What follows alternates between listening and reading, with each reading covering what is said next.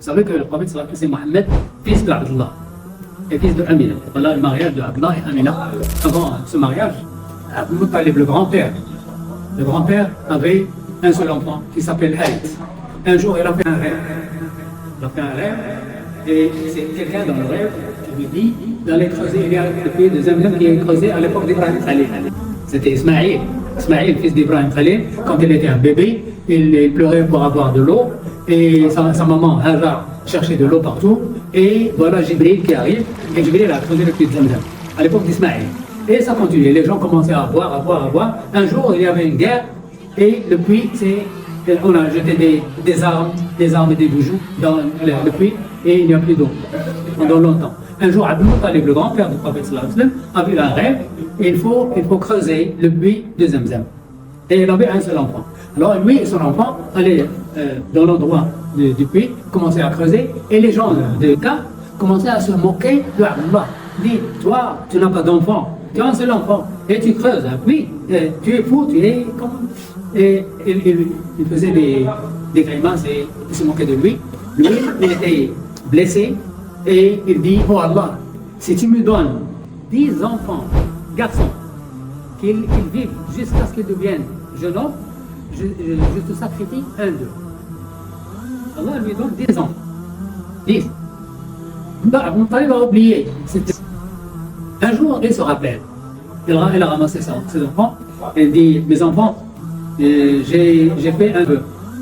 J'ai dit à Allah, si tu me donnes 10 enfants, qu'ils grandissent jusqu'à ce qu'ils deviennent jeunes hommes, je te sacrifie un d'eux. Les enfants disent alors obéir, c'est une dette, il faut sacrifier un de nous. Alors il a ramassé les gens, il a groupé les gens de Mecca et dit venez voir, je vais sacrifier un de mes enfants. Comment sacrifier un de mes enfants? Les gens disent il faut faire un tirage au sort. Alors il a fait des papiers au début. Il a fait un tirage et le tirage est tombé sur Abdullah. Les gens disent non, pas Abdullah. Abdullah, il était bien aimé.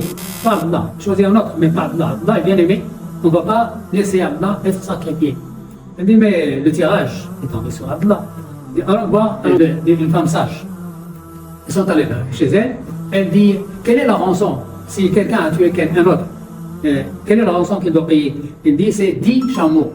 Alors la femme dit mets Abdullah dans un côté et 10 chameaux de l'autre côté et refais le tirage. Et si le tirage tombe sur Abdullah, tu ajoutes 10 chameaux.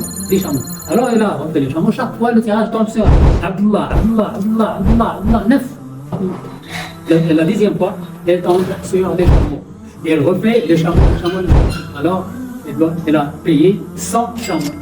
Et Abdullah a été sauvé. Voilà. Et quelques jours après ce tirage, Abdul Muttalib a pris son fils Abdullah et sont allés chez Wahb, le père d'Amina, et ils ont demandé Amina, la main d'Amina comme épouse de Abdullah. Quelques mois plus tard, Abdullah est allé en Syrie pour le voyage de commerce. Et quand il était de retour, il a passé rendre visite à ses oncles, les oncles de sa mère, à Medina. Il est tombé malade, il est mort. Donc Abdullah, il a laissé sa femme enceinte et il est allé au voyage de commerce. Dans le retour, il est mort à Medina Munawwara.